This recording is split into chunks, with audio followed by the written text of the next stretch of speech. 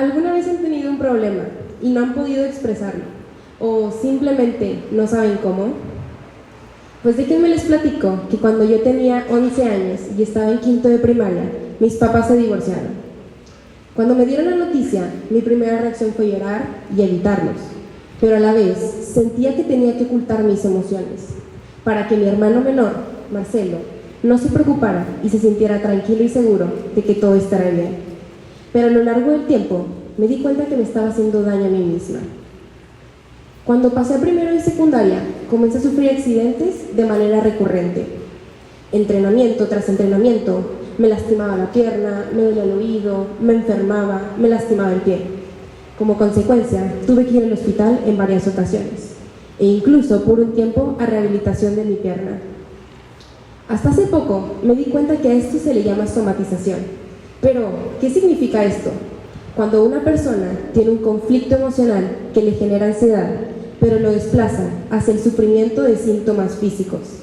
Me di cuenta que todas las veces que me lastimaba, era la forma en la que mi cuerpo estaba sacando o expresando todas esas emociones que había guardado por mucho tiempo. El miedo a abrirme con las personas en este tema era muy grande. Que me vieran feo, se burlaran, preguntaran, o simplemente que mis papás se vieran ante los demás como personas malas, hacía que guardara mis emociones. Con el tiempo, platiqué con una psicóloga.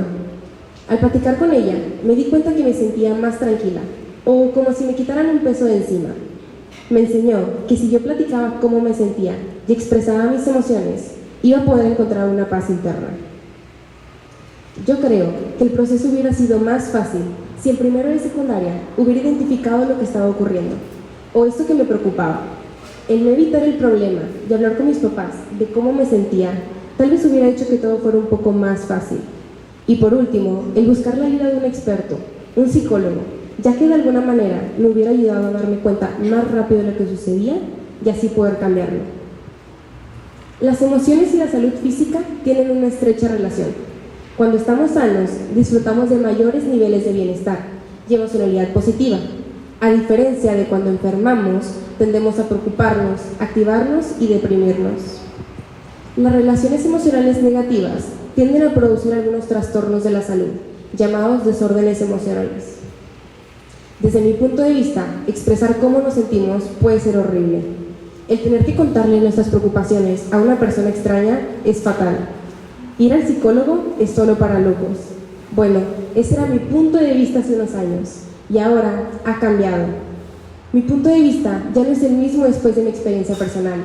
Me di cuenta que hablar de cómo me sentía me daba una sensación de libertad.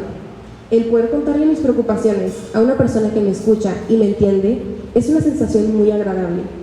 Así que los invito a que no cometan los mismos errores que yo, y que si hay algo que les preocupa o aterra, busquen ayuda y no esperen a que el problema se resuelva solo.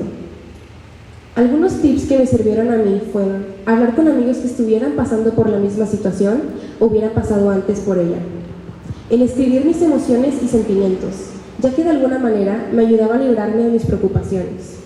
Y por último, comencé a enfocarme en cosas diferentes, para así poder superar poco a poco. Esto no quiere decir que les vaya a funcionar, sino que más bien se puedan dar una idea de lo que yo hice y con base a ello actuar. Yo, con tan solamente 13 años, logré darme cuenta de lo que pasaba, logré pedir ayuda, logré identificar eso que hacía que guardara mis emociones. No es fácil, no de un día al otro se resuelven las cosas, y mucho menos si tú no buscas hacerlo. Así que si en algún momento de mi charla te identificas conmigo, o si estás pasando por una situación similar, puedas buscar apoyo, porque recuerda que pedir ayuda no es algo malo y todos podemos hacerlo. Gracias.